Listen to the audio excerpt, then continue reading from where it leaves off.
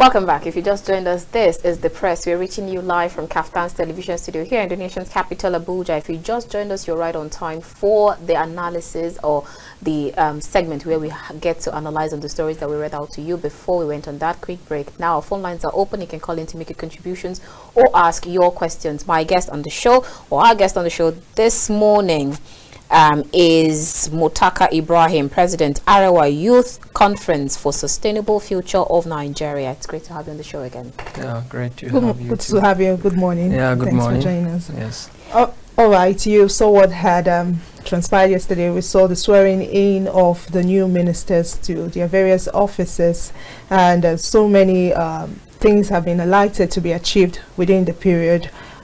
Some which are Edun, for instance, said discomfort triggered by reforms to end soon. And one of the major of the ministers has said, I will restore Abuja master plan. And he said he's going to step on toes while doing this. We all know that the FCT kind of take a different turn when it comes to inhabitation of people, because of course we have different parts of the country staying and residing in Abuja. So do you think these ministers, aside from Wike, we have lifting 133 million out of poverty, says it's his or Hago, perhaps Maman Education Needs Stakeholders Corporation. Do you think in any way these ministers are fit and to take this tax? Yes, they are fit. Like Wike, if you look at what happened in Rivers when he is serving as a governor, he did well, you know.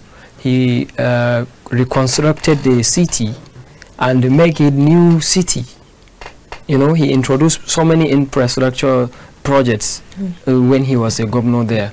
So he can do that. And what I'm thinking about the residents of Abuja, like you said, they will be affected because there are a lot of, you know, we Nigerians, sometimes we believe in doing something unlawful.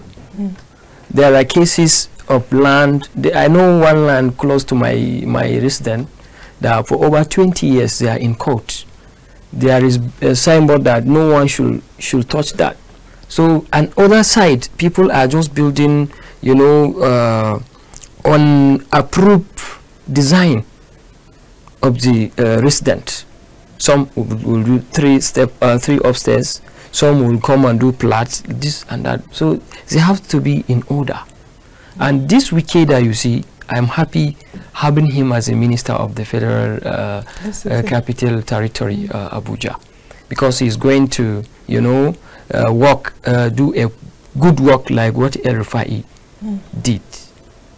Inshallah, that's what we hope. And then this Minister of Humanitarian, that's Dr. Beta Idu.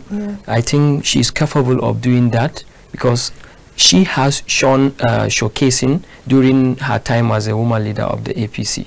She did a lot of, you know, empowerment and engagement of the women, you know, in business, this and that. So there is way she can do that, and we are always ready to assist her in that way to see that millions of Nigerians are out of poverty. There is ways.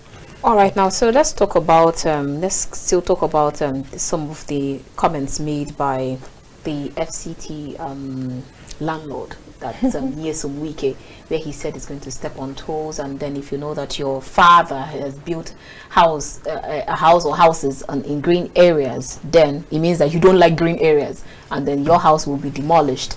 And then some people decided to go to social media and turn things around and say that I'm sure he also means the Wadata house, that's PDP house. If you don't have C of O, you don't have C of O. That means it's going down completely. Yes. So in all of this, and then he talked about grazing, especially in town. Let's leave the metropolis. The suburbs. Let's come straight to FCT Abuja in town, where you see the expresses. You find even in Asokoro here, even in Katampe, you find grazing, people openly grazing. And now he said he's going to ensure that stops immediately. And then people say that the Abuja residents or the natives of Abuja come out to say that you have to deal, you have to, whatever you have to do, it must be around the rule of law. But now if he says that things like that, especially when it comes to grazing, that he's going to stop them, don't you think all of this is going to create chaos, especially in FCT? Yes, there is, you know, all that natives of Abuja, that's Gwari, Hausa Gwari, we call them by native that name. There was a time El Rufai when he designed Abuja, when he was a FCT minister during Obasanjo's time. They have been settled, you know, they have been paid and given allocation of the letter of the C of O on how they should build their houses in Abuja. Some of them have sold their own. They still don't accept that they've been settled. Even up until now, there's still settlements going on. Okay, so if that's the case, those that are not settled, they have to settle them before demolition their place that they are staying. So I believe government is going to provide houses, as in, if you can remember during the ministerial screening, the minister of is it the DG of Federal Mortgage Bank that was nominated, he was asked by the National Assembly, the Senate, that what are they planning to provide more houses for Nigerians. And he responded to that question that time. So there is no things our people to fear. This government came for them. They are the one that brought in the government into power. Right, so there is no way somebody will come to destroy your place of living and without finding solution for you. Let's take this call. Hello, good morning. Yeah, beautiful morning to you, Annabel, Agbi. You are on to SMD from Lagos. SMD from Lagos, let's hear you. It's great to hear from you. My brother Muttaka, beautiful morning to you. Morning. Thank you very much for bringing a young gentleman into the studio to analyze the issue on the press today. Let me quickly say this to all Nigerians and one particular agency. Annabel, I'm going to talk based on the issue circulating on social media regarding the former River State Governor appointment. Believe me, we are talking about unity. We are talking about national development. Like I always made mention, everybody has his own contribution to put in this country so that we push this country forward. Most definitely. There is need for this particular agency, which is National Orientation Agency, to go on and on and on to create awareness among the society. We are talking about Nigeria, not particularly Wike or his tribe or where he belongs to. Nigeria belongs to I and you. Nigeria belongs to each and every one of us. Does not mean that somebody must be from Abuja before he becomes federal minister of Abuja. I don't think this is a very negative narrative. We must have to create. I'm not a card-carrying member of any political party, but the truth of the matter is we are hungry for results. Like the president made mention, he wants to see results. We hold them responsible. So why are we running about Wike not going to work based on the law and the ethics of the land? Is Wike going to establish his own personal constitution because he wants to reduce Abuja? Yes, of course, if Wike gets out of control, definitely he must call to order. But the reality of this day is that Wike means he wants to come and clear the mess. Yes, of course, we have so many mess, not even in Abuja, in our state, and so on and so forth.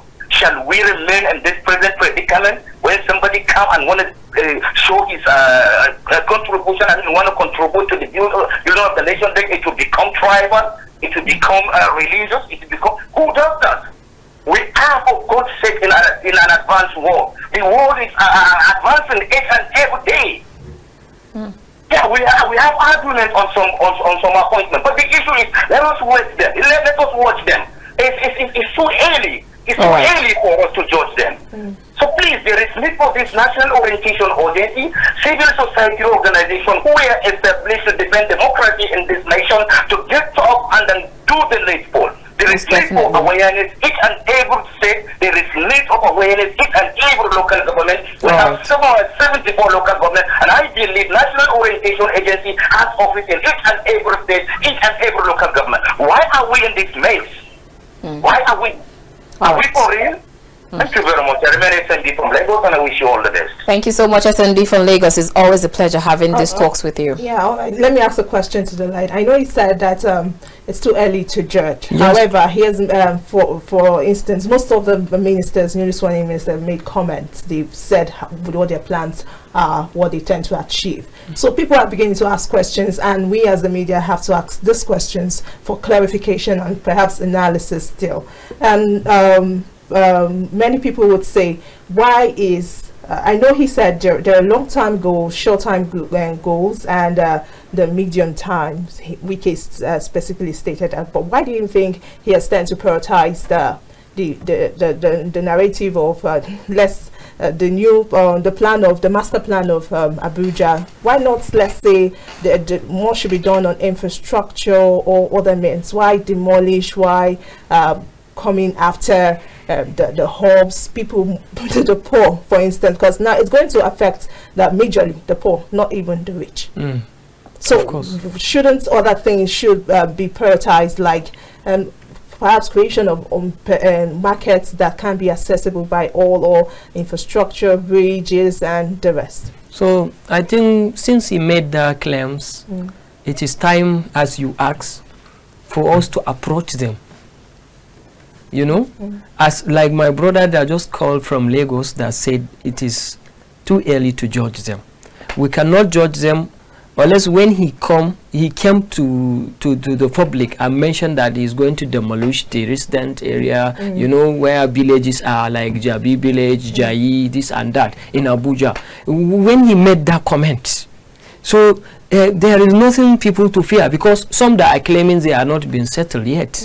They definitely they must settle them before they demolish where they are staying, because people will not come out, rain will fall on them, you know, and there is nowhere to hide, nowhere to stay. Okay, let me ask this still. Do you see like a mass migration, like when we had in every 5 period where the baggage, which you made claim of, had to like they keep selling their land, so they tend to like move to places like the Sabu Muse, for instance? Do you see like something like that coming to play in this? No, I don't think that, because the president we have now is no kind of the president that we had before. What kind of president did we have before? Before we had Obasanjo, who there was a, you know, somebody I was going across one of the clips when El Rufai was a minister, that one major general that come and surrounded his compound, his land, that he got the papers, he doesn't want to build and use the land properly.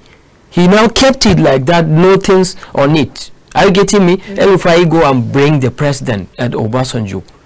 He go to Villa and bring him out, take him to that place, and now allow the caterpillar to destroy the fence. Okay, I'm going to allow you to say exactly what kind of president you mean, but let's quickly take this call. Hello, Elder Zion. Good morning. It's good to hear from you, sir. Good morning. How are you? Very well, thank you, sir. Fine. Okay. Thank you for the good work you are doing.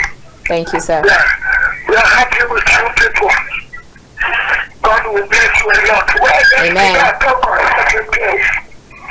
You see, every one of us who are true Nigerians, we want this country to forge ahead in prosperity, in progress, and in peace. You see, we cannot achieve all these virtues unless we deal with corruption. Many people were inaugurated yesterday. People were jubilated. And where are they going? Where they're pointing to?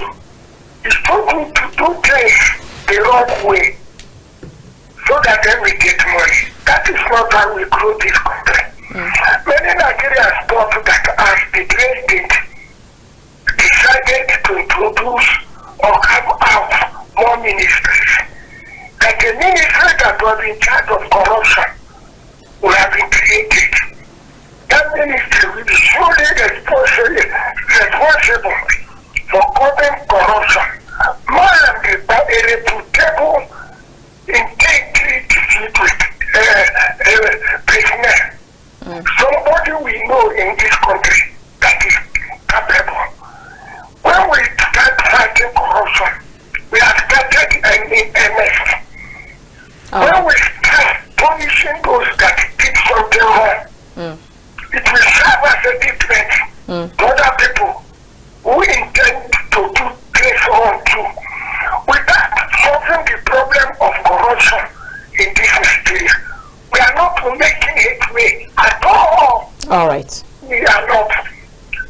I think we should start thinking in this line, so that our effort in this democracy will not be in vain. Thank you. God bless Nigeria. God bless you too. Thank you so much, Elder Zion, calling us from Jos. All right, you were talking about the former president. Yes, like what it was, this our father from Jos said, the corruption started not now in Nigeria. During that time, that those people that are claiming they are not yet settled, you know, their houses was demolished, and some of them got settled. Somebody, you know, take their own money for compensation to go and build their houses somewhere they wanted. So now this government, like what I'm saying, I believe Asuwaju will not allow such thing to happen. So you're saying that former president, he made mistake. He allowed things like that to happen. Of course, because he allowed corruption to thrive. Is that what you're saying? Of course, yes, because this is what exactly now is backfiring. Because if they have done something very well and well organized, this will not happen now. They should provide, you know, houses for people, not even giving them that money. But he is the best person who introduced, you know, cash activities to the public. What makes you think this government will actually do any different? There is. Because now, since they mentioned that, and we are developed now, we are able to come and speak. We are developing, and we are developed from that era to now. We have so many changes. Are you getting me? I believe you didn't get me. No, you said there are so many changes. So many changes. Now their awareness is available. People can even call and talk. By that time, they are ruling as like a military, you know, a dictatorship. What has happened? So now there is transparency in this government. There is, you know, rule of law. Isn't it too early to judge? You are less than 100 days already. Yeah, but there are so many things you can see, even the palliatives. Even the palliatives. Are you talking about the palliatives now? Yes, let's talk about the palliatives. Yes. Did you see this news yesterday in Lagos? How they started scrambling for the same palliatives, and then you will recall what happened during COVID-19, and then the palliatives, and then the stampede, and all that happened in warehouses. All our eyes should be put on the governors. I thought you said there was transparency. Why should we? Because every day the federal government gave out or disburse money for the states. They are telling the whole world. So yes, they are telling the whole world. The state governors are the one to held responsible about that. But we keep having these mistakes often and often. Like she said, during the COVID-19 pandemic, palliatives that were meant for the poor people were hoarded, and we saw the stampede that happened, where people began to break into those warehouses to pick the palliatives by themselves, and we're still having the same palliative being distributed the same way. And you said there is transparency, and things have changed. Are you sure? It will not be the same way. I'm the one assuring you that, because I know there is plan from the presidency that the palliatives, each state should present what they have, you know, so far, present to their masses, to their people, to the subjects, before they receive another palliatives. Isn't that's a simple thing? Anybody can write anything and then present anything. No, it will not be hidden, you know, because people will come out to protest. Like what you just mentioned, what happened yesterday in Lagos. It is all, you know, even the president watch it, because Lagos is his state of origin. So something like that will not continue to happen. All right, let's move on, and then because you've actually not touched on what I asked with regards to grazing reserves, open grazing, especially in the FCT. Wike says that he's going to stop that immediately. Don't you think that's going to bring forth a kind of reprisal, especially from the people, the herders who are doing this? And then they'll tell you that they have been doing that for a long time. Most of them even come from as far as Sokoto, Katsina, they travel all the way down and then use that activity, that's open grazing, and then he says he's going to stop it immediately. Yes, I think we have Minister of Humanitarian that vow to, you know, elevate poverty. I'm very sure that those people that are grazing, are you getting me? They are poor. Are they poor? Are they not poor? No, I'm asking you. I'm the one asking the question here. Yeah, they are poor. But we understand that if you can have like 2 cows, 3 cows, then you're not a poor man. You're not a poor man. Yes. you are a fool. Because government has what you don't have. Let's government, what I'm trying to say is, let government provide where people can be employed. There are poor people, there are spaces, there are places that we need to create. Are you getting me? We need to create them to make sure that our people are all being taken care by government in one way or another.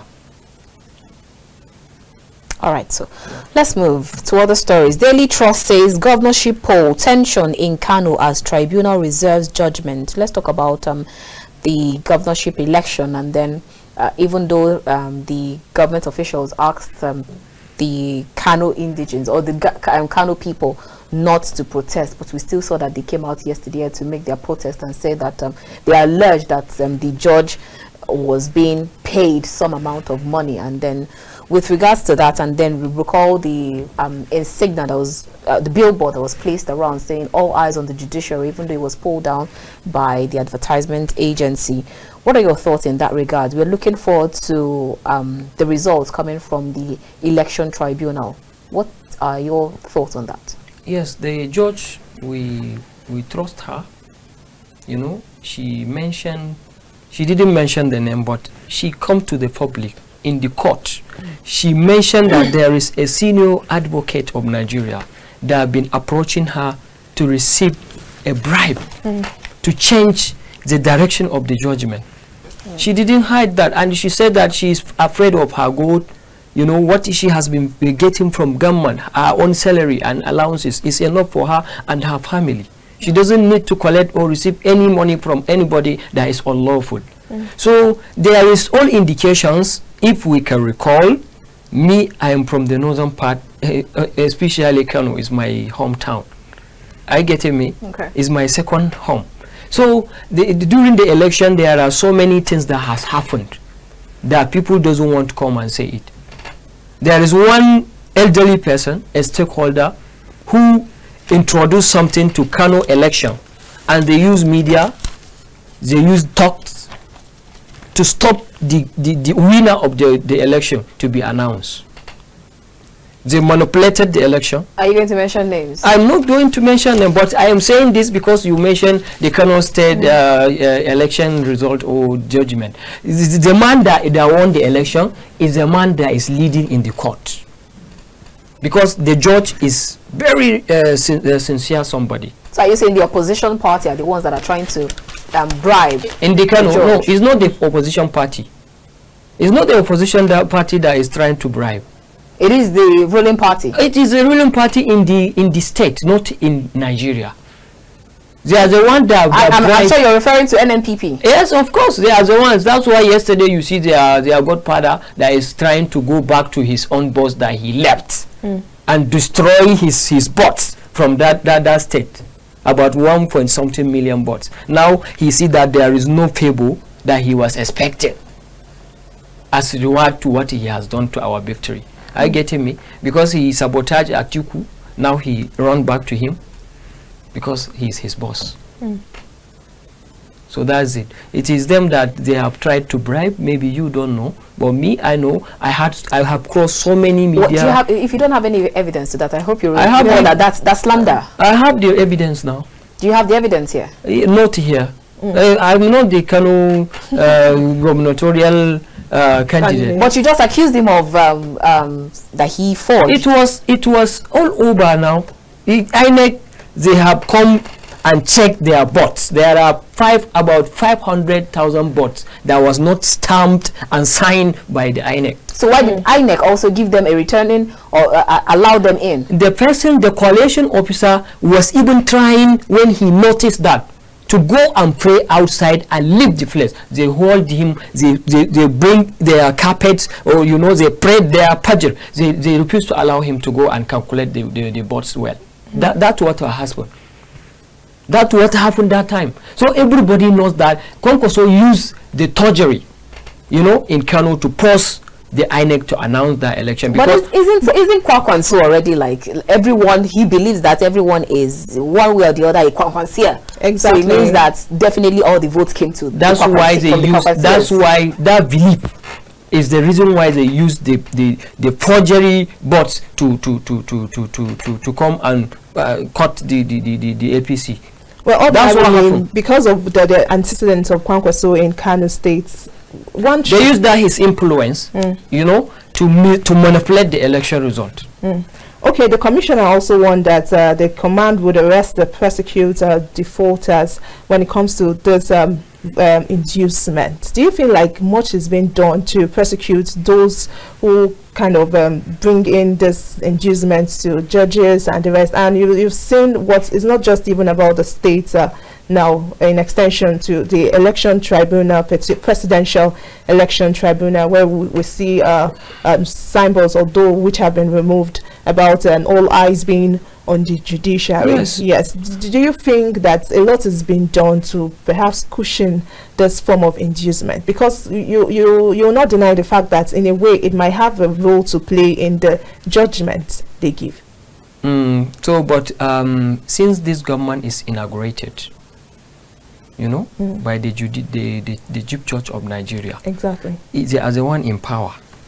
The court did not announce the final judgment. If they want to maintain peace in Nigeria and in other states like Kano, you know, they cannot go and place their billboards for another party indicating that they are the one coming in.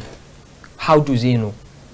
They are not saying they are the one coming in. But they are distracting, you know, they are confusing the public. Wouldn't that be an infringement of freedom of speech? Like you're here saying all you're saying. And that one, if they will use media houses, is something now you are doing it live. Later it will not be permanently. But that's another form of media. It's another form of media, yes. But I believe if you go and check, it is not allowed to happen. That's why they remove it immediately. But some people would say it's politically influenced. How? Yes, of course. The fact that we have one side and the other side, perhaps it could be that someone in the helm of affairs had authorized that it's brought down. Yes, because there is a leader of the nation, and every agency, parastatals, you know, and board, they have their own structure and the rankings. So there is code of conduct. But don't you see it as being, instead of seeing it as a bully to the judiciary, don't you see it as a subtle nudge telling the judiciary to remember that you swore to a particular oath in around sometime in your profession, to keep that oath? Don't you see it as that instead of being a bully? I am sure that the president will not allow removal of anybody's billboard or something, but there are agencies, like I said, you know, and commissions that are you know, taking care of such things. They are controlling and maintaining the peace of the nation. But don't forget that they were the one that in the first place approved before any billboard is placed anywhere. They checkmate, they check it, creativity and the rest. They come together to ensure that, okay, it doesn't infringe on any of their code of conduct. They have checked it. Are we not saying that their lapses or the people in these offices are not competent enough because they are actually withdrawing back the billboards? They are the one that was drawing, maybe like what I just said. So the people that are now removing after approving and placing the billboard, they cross-check and find that there is prohibition for the removal. You know, we are constitutionally, you know, not organized in Nigeria. Everybody is doing what he wanted, and even in the parastatals, there are corruption. Somebody might use his influence to put something, and later on they come and change it. The highest thing is to query him. Is there ever any query? After all, you have people who go and build green areas when they're given the license or the papers to go ahead to build, and then later you bring them down again. It is not the people that are bringing them. It is not the people that have given them the letter to go and build on that green area. Are you getting me? It is not them now that are cutting them down. It is other set of people that came up with a but it's from still the same ministries, the same office, the same department. Authorities. There are cases that I might sell to you my piece of land and go and sell to another person. That's the corruption where it is. So if we did not fight corruption, the corruption will kill Nigeria. Okay, I want us to actually take this story on the Nation's newspaper. Kaduna slashes tuition in tertiary institutions. We saw, I'm not too sure if it's Kano State that did the same thing, where he said schools should not increase school fees. And now we are seeing Kaduna State slashing tuition in tertiary institution. Let's not forget that this whole issue of subsidy, the brunt of subsidy removal, is on everybody, including the teachers. While it can seem like a very laudable development, because at least parents will not have so much burdens of paying excess increased school fees or tuition fees, teachers might actually feel the brunt of, because these teachers need to be paid salaries. Okay, the owners of these schools, like Kano State, I think it's Kano State, for instance, where the school fees have been said not to be increased. Now, and private schools, majorly, that private schools shouldn't increase their school fees. Now, these schools need perhaps infrastructure development, and they need facilities in the schools. So who is going to take responsibility of these things? How do you think the Kaduna State would help the teachers, the lecturers to survive? Because you are doing the favor to the citizens, to parents. What about the teachers, the lecturers?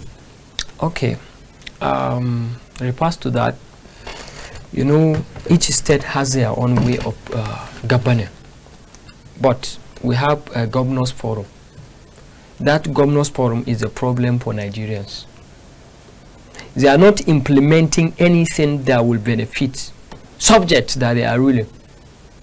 They are, you know, are you getting me? They are just after their interests.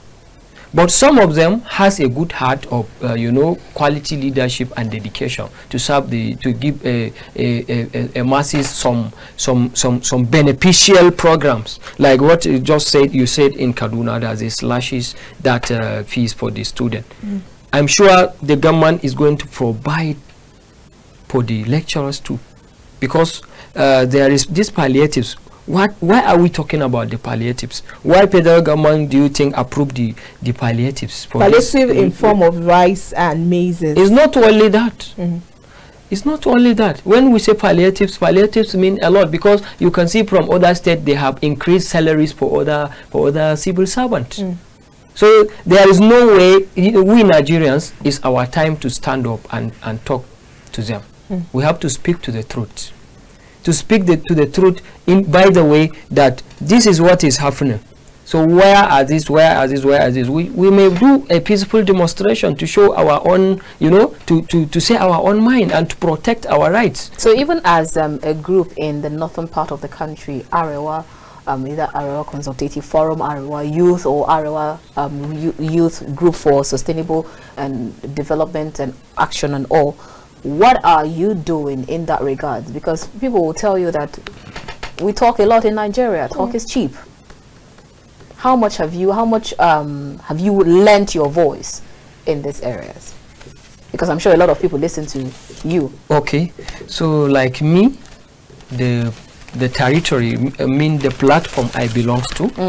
How much have you used that platform? That's Arewa. Yes. I am using it in the way that I make sure that I set our mind. I talk about the right of the people. Are you getting me?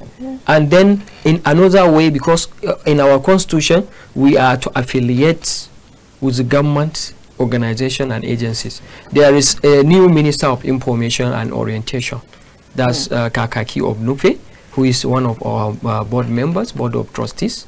So now he's a minister, and we are sure that we are assuring the general public that we are going to introduce some you know, programs and activities that will engage the National Orientation Agency to make sure that we educate and give awareness. We create awareness for the youth and for the masses, because the youth are the key to success in every community. So we are trying our best, and very soon we will come here and we are going to invite you when our programs is about to happen. Okay, so I remember SMD from Lagos saying that what's the point of every people clamoring and saying that the northern, why is it northerner? Why is it not a northerner that is chairing FCT, and then we need to dilute or demystify those conversations, because we saw how much those divisive conversations went on during the elections, where people said he's Igbo, he's Hausa, he's Yoruba, and all of that was able to further divide us even more than it unite us. So we should be looking at your kind of group in that regard, saying that in terms of religion, in terms of ethnicity, how much are you bringing forth inclusion from your people, and then teaching them that we are first Nigerians before we are Hausas or Muslims. I'm sure you can check Daily Trust on the Nation of 13th of April. You will find our voice there when this Senate president is coming, the leadership of the Senate. We have added our voice to that, agitation. We are the first to say that this person is capable and deserve to be given that position from the south of the nation. So we are into that in a lot of in so many ways. Even this Asuraju that you are seeing, we have made that voice when our leaders, the governors forum of that time, are agitating or saying that this power should be maintained in the northern part of Nigeria. We are part of the team that said no, we stand about that. We say okay, we are affiliating with the government and with the ruling party. So there is no way we can just take side, say the south should not to go to this south should. Last time I had an interview with you here, I mentioned that about El Rufai. El Rufai is a nationalist, and I'm going to remind you of that when we had that interview. You said regardless of the fact that whether El Rufai does not want to be in the ministerial portfolio, does not want to be among the ministers or not, that you want El Rufai to and they should ensure that El Rufai becomes one of the ministers. Yes, and he will be. He will be. Yes, because there are teams that met him outside. He is coming back. He go for his own personal engagement. After that, he will come back. The federal government is wider enough that they will create somewhere. So is that a problem? Is that not a problem? People having to choose what they want to do. They have to create an office for them. He is not like El Rufai. He is no kind of person that he will choose something. He's professional. Wherever you put him, he will fit the place. All right, you don't have problem. He's not an architecture, but what he has done to Abuja, I'm sure that a lot of architectures that have been there did not even try a quarter of it. Okay, very quickly, let's move to, I want you to lend your voice in the issue of insecurity in Zamfara State. There's been a whole lot of insecurity there for some reasons, and I don't know if you think the government is prioritizing security in that state. And recently, government abducted 8 NYSC members while going to camp in Sokoto. This whole insecurity, you find out that it's not just now the indigenous that are being meant to suffer, but the people, Nigerians who perhaps visit or are going through that route. Do you think the government is prioritizing security enough, especially in the northern part? I know it's in other parts of the country, but especially in the northern part of the country. Yes, so let me just say something. Like the former governor, not just immediate past governor, the former governor, that Abdulaziz Yari of Zamfara. The insecurity has increased in that area when he is serving as a governor. And that's the fact that I'm telling you. When it comes to the National Assembly matter that he is contesting for the Senate presidency of Nigeria, I've been to Zamfara. Maybe one of you did not go there, but we escaped kidnapping. Allah has protected us when we go for the some awareness during the election time, because he did not invested in human capital development in the state. But after him, there was someone else. So before I'm coming, this someone else has only one tenure, and he is trying to do things. They are the one that cut him down. They cutted him down. They are in the same party, but they now bring in somebody from opposition party because they see that he is trying to do something better than they are doing, and he is trying to bring in something that maybe will clash with their interest. So making him the minister of defense, is he going to do anything? He's going. My former governor of Jigawa State, Alhaji Muhammad Bararo Abubakar is a Minister of Defense, and he is the State Minister of Defense, Matawali. I believe they are going to work hand in hand to make sure that they restore security in that state and some part of Nigeria that we lost it. Because I hear people on social media say that when he was the governor, you still have some parts, some region in Zamfara state that were the Nigerian flags were hoisted, and then you have militants or bandits taking over such areas, and now you make him the Minister of State or Defense. Yes, because he had an experience. He has been trying. And that experience, did he bring it to play in Zamfara state? Yes, he has been trying it. There are some time that Turji of Zamfara that was you know, arrested. So many of them. I had a clip that there was brought in to government house. He talked to them. Some of them were you know, executed. So the insecurity has reduced to some extent. Oh, really? Yeah. But now this governor that just came in, I believe him too is doing his best, but we will call him to do more. All right. To do more. Because if there is no proper affiliation with him, there is no security in the state, because it's the chief security of the state. Exactly. All right. Thank you so much, Muttaka Ibrahim, President, Arewa Youth Conference for Sustainable Future of Nigeria. It's been a wonderful time having this talk. Indeed. Thank you. Good to have you join. Thank you too.